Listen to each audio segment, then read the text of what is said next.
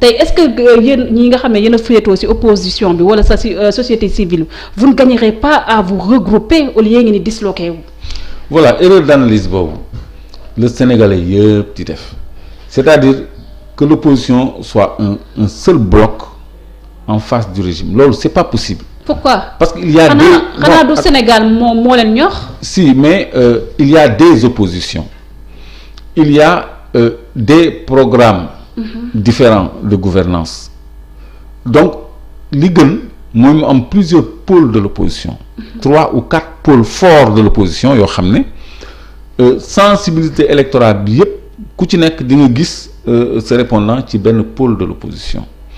Loolu mooy gën a mën a poser problème régime bi qu'un seul bloc parce que le bloc là une fois qu'on le disloque bu ñu ko disloqué rek jeex na regarde les législatives de 2017 on était parti pour un seul bloc au dernier moment ce bloc a été divisé et Benno Bokk Yaakaar est passé si ce bloc était maintenu bon majorité bi doon na basculer parce que foofu élection législative mais élection présidentielle il faut une multipolarité des candidatures il faut que mu am au moins 3 à 4 grands pôles nga xam ne léegi le deuxième tour est inévitable. Imagine une élection où il y a un pôle autour de Ousmane Sonko ay partis ay associations citoyennes jàppale Ousmane Sonko un pôle autour de Karim Wade ay partis aussi ak ay associations jàppale ko un pôle autour de Khalifa Sall etc et un pôle citoyen par exemple ou un autre pôle mais kooku personne ne peut passer au premier tour compétition bi day gën a serré mais bu ñëpp regroupé woo mais dañuy sàcc élection yi. Certes mais monsieur Clédor xam nga lan mooy problème bi. Certes ces nouvelles têtes qui sont en train d'émerger. Parce que au-delà de Déthié Fall am na ku mel ni comme Thierno Bocoum le docteur Babacar Diop mais hormis les partis de l'opposition classique ku mel ni comme le PDS en termes de représentativité ñoom dañoo am problème parce que su ma nee représentativité base bi électorat bi mun nañu wax ne carrément ñoom ils pèsent pas lourd. Est-ce que tey jii ñooñu bu ñu regroupé woon ku mel ni comme Ousmane Sonko bu gën a kii crédibiliser seen jeu électoral foofu lay waxee. waaw xam nga chaque acteur politique chaque personnalité politique. Parce que tout le monde aussi ne peut pas être leader aussi dans un pays. Non, c'est vrai tout le monde ne peut pas être leader mais chaque acteur politique mooy définir boppam sa trajectoire. Il y a des acteurs politiques qui ont un apport dans la vie de la nation dans le débat public inversement proportionnel à leur représentativité. Parce que dañuy nekk des cadres de qualité mais da ngay gis keneen ku ko ëpp base te fii xam ne Sénégal élection bi base la. Je donne l'exemple du président Abdoul Mbaye. J'ai écouté son programme de gouvernance bi muy postuler à la magistrature suprême. Il m'a convaincu. Après ça moom moo njëkk a attirer l'attention sur le fait que le président Macky Sall son serment n'est pas valable parce que n'étant pas assorti d'une déclaration de patrimoine et jusqu'à présent il n'a pas fait de déclaration de patrimoine. Il y a beaucoup d'alertes yoo xam ni moom da koy lancer mais ça passe inaperçu dans l'opinion. Parce que xëy na charisme bi Ousmane Sonko am ak présence dans les médias et les réseaux sociaux bi Ousmane Sonko am xëy na moom amu ko.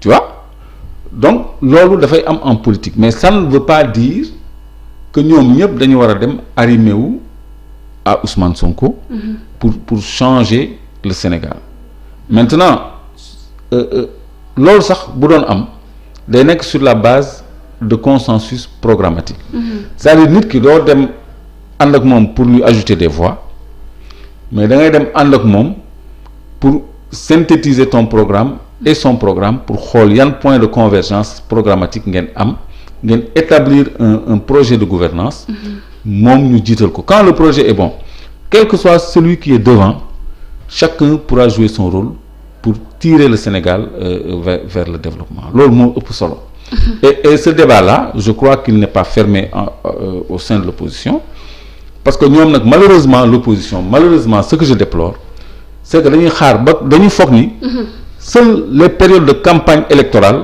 sont les occasions de discuter des problèmes de développement ou de programme. On doit toujours avoir une force de proposition quel que soit le temps nga xam ne tey jii par exemple man su ma amoon sama programme mën naa dem ci Sonko wala Malick Gakou wala Abdoul Mbaye ni ko man de nii laa xalaatee politique énergétique nii laa xalaatee politique agricole nii laa xalaatee et cetera éducation ñu waxtaan ci wala ku mel ni Boubacar Camara kooku boroom xam-xam la ñu xool li gën ñu optimiser maanaam définir ensemble un plan de gouvernance un programme pour relever les défis pour régler les problèmes du Sénégal léegi loolu une fois ñu am ko day doon benn sacerdoce day doon loo xam ni moom la ñuy jiital plus que suñuy jëmm ñun nañu fexe programme bi dox peu importe kii jiitu léegi kii jiitu nag entre nous dañuy xool ki nga xam ni moo gën a placé moo ëpp mbooloo moo ëpp adhésion populaire comme les partis de gauche ni ñu ko defee woon en 99 ñoom Amath Dansokho ñoom Ablaye Bathily ñoom Landing Sané dem jëli Ablaye Wade Paris ni neexul ba neexul yow yaa fi mën a jëlee ab Abdou Diouf yaa ñu ëpp charisme kooku c'est de l'honnêteté intellectuelle ñu indi ko jiital ko ñu gagner gouverner ensemble donc c'est comme ça qu'il faut faire. beneen débat aussi ñu ngi koy agité sur landerneau politique sénégalaise bi après émeutes yi am moo nekk retour ki nga xam ne mooy Khalifa Ababacar Sall ak kii di Karim Wade ñi nga président Macky Sall daf leen war a amnistier est-ce que yaakaar nga ni président Macky Sall dina céder à ces pressions? Je ne sais pas hein. Mais li normal mooy Khalifa Sall ak Karim Wade recouvrer seen droits civiques et politiques loolu nag man je suis pas d'accord que ça passe par une loi d'amnistie parce que mën na nekk une loi fourre-tout parce que dès qu'on vise les délits économiques am na ñu ci mën a prox ndoolu par contre il y a ce qu'on appelle une loi de réhabilitation l'Assemblée nationale peut voter une loi de réhabilitation pour Karim Wade et Khalifa Sall parce que Khalifa Sall a même fait en plus de sa condamnation l'objet d'une révocation te loolu nit ñi duñ ko wax loolu lu grave la lu soxor la lu Macky Sall jël teg ko ci ndoddu Khalifa Sall révocation décret de révocation dafa bëri incidence yu doy waar donc cet homme doit être réhabilité réhabilitation la ñu war a voter Assemblée nationale pour lui et pour Karim Wade loolu mooy solution bi nga xam ne au sein de la coalition citoyenne le peuple moom la ñu préconiser sur la loi d'amnistie mais Clédor est-ce que yaakaaroo ne bu ñu réhabilité ku mel ni Karim Wade ak kii di Khalifa Ababacar Sall landerneau politique bi wala le jeu politique du changer complètement de visage parce que il faut noter que ces dernières élections ñoom participer wuñ toon te quoi qu'on dise le PDS ñoom dañoo am ay inconditionnel yoo xam ne muy Abdoulaye Wade muy Karim muy keneen ñoom ils votent PDS. D'accord. Est-ce que ce n'est pas risqué aussi pour les autres opposants aussi? Non, on n'est pas on est en démocratie, c'est-à-dire la réhabilitation ne changerait pas le visage de la démocratie. Est-ce que finalement loolu du arranger sax kii di président Macky Sall? Peut-être c'est des calculs politiciens qu'il fait. Voilà. Mais ça restaure le vrai visage de la démocratie parce que la démocratie a besoin de tous ces leviers. Donc une élection présidentielle sans Khalifa Sall, sans Karim Wade, sans Abdoul Mbaye, sans Bougane Gueye Dany, sans Malick Gakou, sans tous ceux qui aspiraient à la magistrature suprême n'est pas un bon paramètre d'appréciation de l'électorat ou bien du classement des hommes politiques. Voilà. Donc c'est une élection qui était biaisée, doublée maintenant d'irrégularité et de fraude. Donc li gën mooy que tous les acteurs puissent compétir sur des bases égales.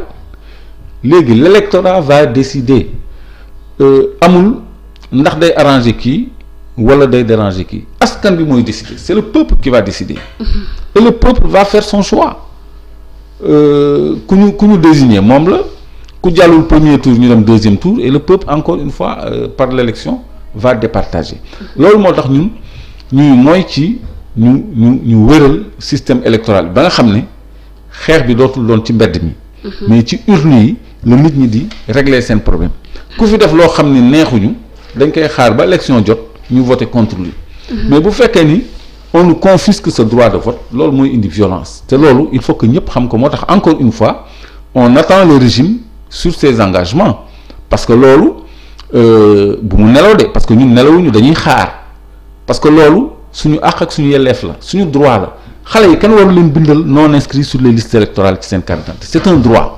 2021 dafa war a am élection 2022 dafa war a am élection 2024 dafa war a am élection c'est le calendrier républicain qui est défini comme ça. Donc président Macky Sall amul droit à un troisième mandat parce que constitution wax na ko war na ko déclarer publiquement parce que xeex yi am ni yëpp dañu njort ni tout ce qu'il fait c'est pour un troisième mandat et puis révélation moi j'ai été arrêté à la DIC. Est-ce que xam nga sama enquête on m'a posé une question sur le troisième mandat. Ah bon? Wallahi c'est sur mon procès verbal. te yow waxoo si woon benn yoon si sa audio bi ah. Ça n'a rien à voir avec le troisième mandat. En pleine audition un monsieur vient il donne à l'inspecteur un papier ni ko xoolal nooy dugalee question bi. Alors je regarde l'inspecteur je dis lan ngeen may dugalalati encore il sourit et me dit non monsieur Sène c'est rien c'est juste des questions et réponses rek la quoi. Ok. Et on m'a posé une question sur le troisième mandat. On m'a posé une question sur mes rapports avec le PASTEF et avec Ousmane Sonko. Donc ñoom je leur ai répondu je réserve ma réponse mais ñoom xam nañu li ma leen tontu pour me résumer j'ai été constant dans mes positions sur le troisième mandat dans mes réponses parce que moi je répondais pas à l'enquêteur je répondais à l'envoyeur parce que la question est tombée l'enquête était bouclée donc troisième mandat daf leen préoccuper donc war nañu prononcer wu clairement Macky Sall war na prononcer wu clairement ni affaire troisième mandat bi loolu nañ ko teg fële man présenté wu pour troisième mandat jàmm dellu si ñu liggéey ñu xool li ko dese luñ ko ci mën a muñal ak luñ ko ci mënta muñal parce que moom bu fekkee ni dafay jéem a forcer dañ koy jàpp de ay train de casserole il a des dossiers mook ñi ko wër yëpp bu ñu bëggee jàmm nañu yombalal askan bi mbiram nañu delloo askan bi souveraineté bu boobaa yërmande mën na ñëw ñoom setuñu ñu war a am luñ leen téye lañu ñoom bëgguñu élection législative parce que xam nañu lu tax bëgguñu élection législative parce que majorité bi bu changer de camp c'est lourd de signification ñoom xam nañu ce que ça signifie du ma ko wax tey mais ñoom xam nañu loolu mooy lan. Juste rappeler aux internautes yéen a ngi seen biir émission le rendez-vous de Sénégal 7 rendez-vous hebdomadaire bi nga xam ne dañ koy amal chaque jeudi suñu chaîne avec monsieur Clédor ñuy amal waxtaan bu am solo par rapport ak tolluwaayu réew mi Clédor. Tout au long de cette semaine aussi am na benn discours bu doy waar ay débat par rapport ak waaso fii au niveau du Sénégal. Qu'est-ce que ça vous fait? Est-ce que le Sénégal ne gagnerait pas à retrouver sa sénégalité bi nga xam ne nit yi moom lañ ko xamee woon? waaw mais permettez-moi. man parce que ça il me posé question boobu damay sàkku précision. foo déggee ñuy wax waxu waaso kan moo ko wax waxu ethnie kan moo wax waxu ethnie ba nga inquiété wu ci question bi. Bon les deux camps ce sont les politiciens. Les politiciens mais je vais être précise quel politicien qui? Les politiciens parce que on a entendu ñu féetoo si. Moi je l'ai dit. Non. Qui l'a dit? Les deux camps yi nga xam ne mën nañu wax ne fu mu toll nii ils se regardent en chien de faïence bon si gis nañu aussi. Madiambal Diagne qui l'a dit qui a parlé d'ethnicisme dans l'opposition. Personne. Bon, je ne vais pas dire que Ousmane Sonko a parlé d'ethnicisme dans l'opposition, mais am na wax ju mu yëkkati woon en Casamance di wax ne que le président de la République n'aime pas la Casamance. La Casamance n'est pas une ethnie, c'est une région.